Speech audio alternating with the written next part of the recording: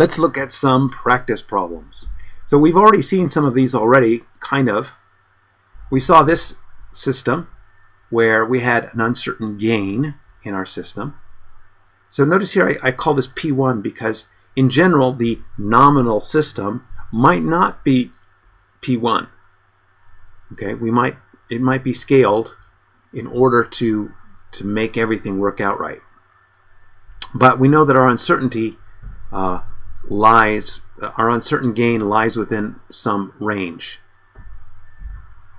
Okay, and so the question is, how would we put this into one of the standard forms? And in order to now analyze it.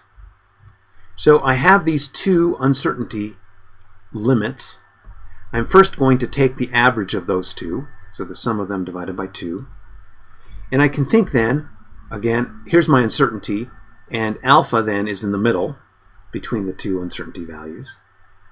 And now I'm going to look at the difference, the distance from the center out to one of these boundaries. So it's the same distance because this is exactly in the middle. So in this case, I can now look at this distance, and it's given by this quantity, k2 minus k1 divided by 2. Okay, so if I take the difference between k1 and k2, that's the length of that the entire interval. The distance then from the center is that divided by 2. So I now can define k this way, or rather delta from k this way. K is equal to alpha plus this ratio times delta, where delta is magnitude less than or equal to 1. And I can go through and show that with delta being in this range, when delta is equal to positive 1, all of this is going to give me k2. When delta is equal to negative 1, all of this is going to be k1.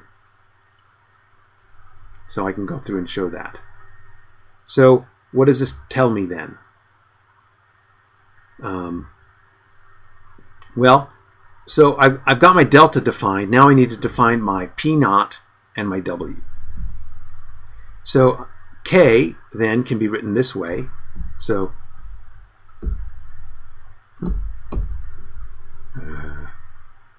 all my builds.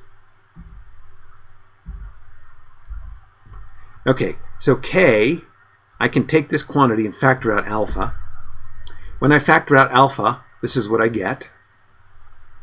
Okay, and I'm now going to define beta to be equal to basically this quantity. This quantity divided by alpha, and so when I simplify it comes down to this, k2 minus 1, k2 minus k1 divided by k2 plus k1.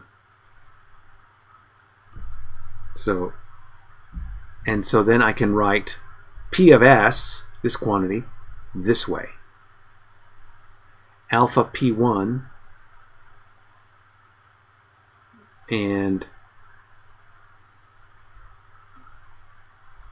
1 plus beta delta.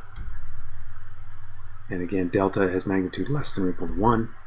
So I can also think of it this way.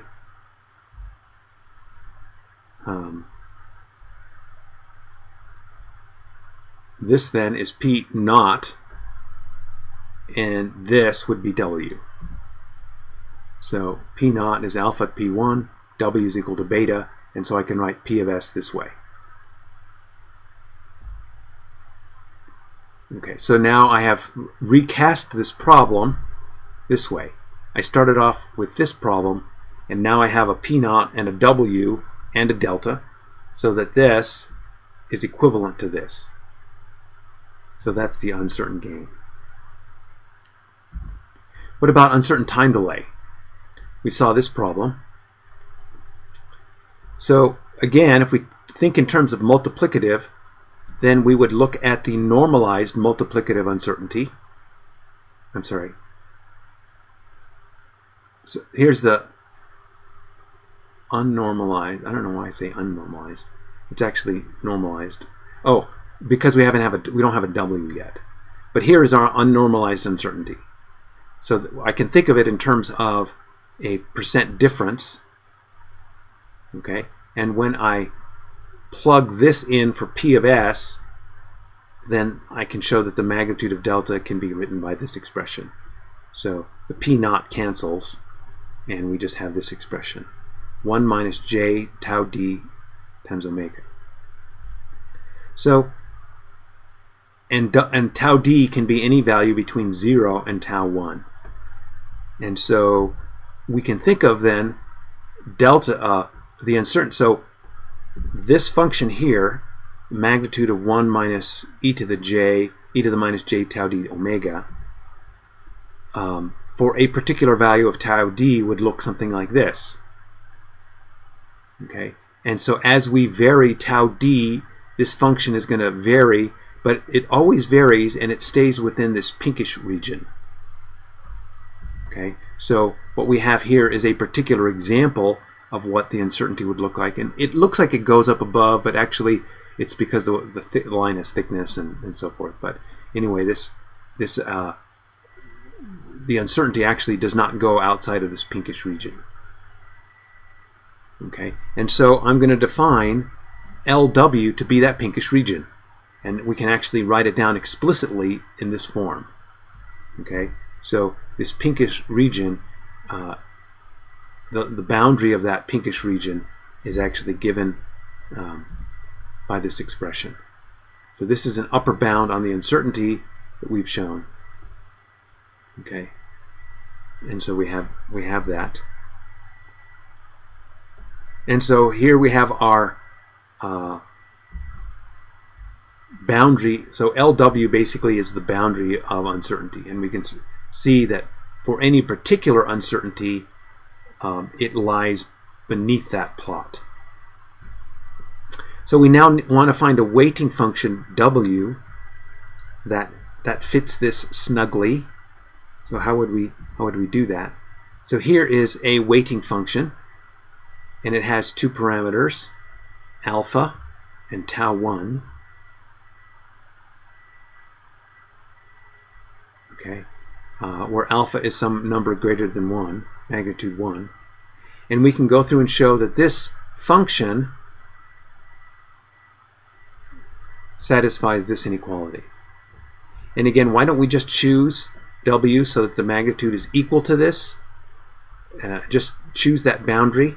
It's because the form of L that we have here, that is the upper bound on the uncertainty, is not really a transfer function. We saw it was that function, and it's equal to this in this region, it's equal to that in this region.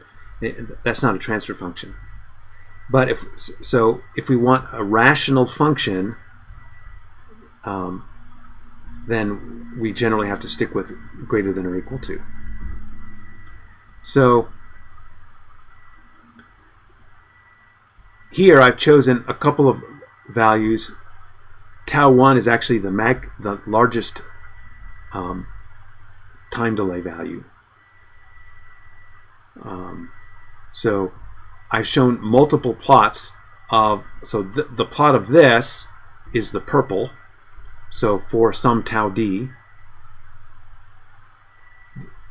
at the maximum value of time delay, that's the green. Okay, so we see that as we vary the time delay, the Bode plot changes. It kind of like slides along that, but the magnitude here at the top stays the same. And W then, for these values of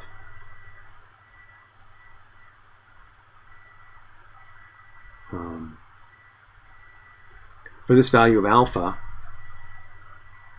looks like this. So L is actually associated with tau 1, and so that's this plot. And so we can see that W is in fact above L for all frequencies. And notice that here I chose alpha equal to 1.2, and so you can see there's a definite difference there. I can decrease the gain down to magnitude 1, and that would become tighter and tighter on that. So that's how we would, so So this W here works for that. And tau 1 then is the largest time delay associated with the system. Okay, so we considered then, we can now consider a model for our uncertainty this way. And so this is our overall uncertainty. That's what I called del. Okay, that's all of that stuff. So now we would need to find W, and actually we've kind of worked through all this and found W. And so we've recast our original problem into this form that satisfies the time delay relationship in the frequency domain. So we found a weighting function so that all of this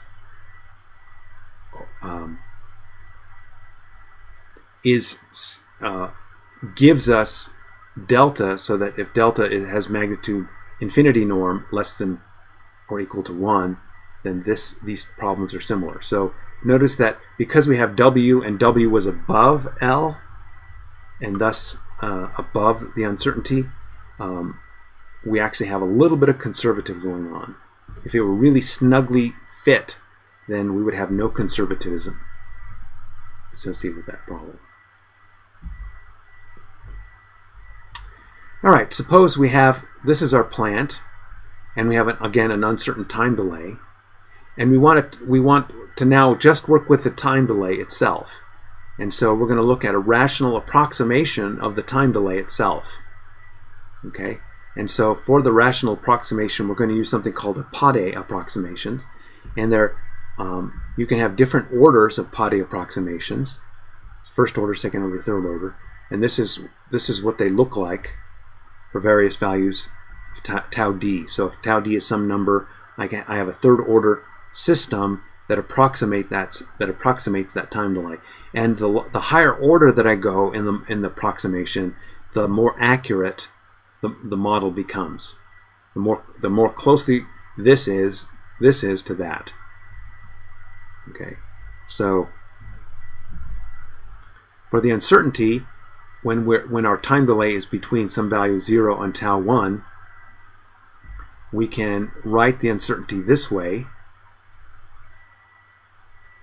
Okay, so that is, I've added and subtracted P1, where P1 is one of these approximations. Okay, and so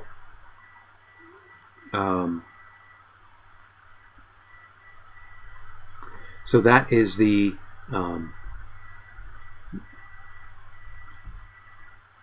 this then is our uncertainty del, our unnormalized uncertainty. So we've added and subtracted P1, so we have a nominal plant, and we now have our unnormalized uncertainty, which is this difference. I'm going to take instead, so here in the previous problem, I took the average value of tau 1 of this range, and now I'm going to take the geometric mean, so which is the square root of this product, the product of time delay at 0, time delay at tau 1, and that gives us this. And so that's what I'm going to use in my in generating my P1. Okay, I'm going to let this tau 1 over 2 be my time delay in that case. So now we need to find an upper bound so that bounds our uncertainty del, and we're going to need to find a transfer function W such that this quantity has infinity norm less than or equal to 1. So this having infinity norm less than or equal to 1 means that Lm has infinity norm less than or equal to the infinity norm of W. And so I'm going to set delta equal to del times W inverse. Okay. That is, if that's the case, then delta, which is this quantity here, is going to have infinity norm less than or equal to 1. So if we had, for example, this system with the time delay and the maximum time delay is 0.1, I'm going to use this approximation then for this time delay. And so the time delay, again, can be written in this form or in this form with additive uncertainty. Okay. Once again, I'm going to choose W to have this form, and I have this additive uncertainty situation. So if I go through and I look at now how does W relate to the del that I had before? Okay, so here's the del, the unnormalized uncertainty, and we can see that for the particular P1 that we chose, this is what the uncertainty looks like, and we can see it's got a very tight fit for this particular form of W, and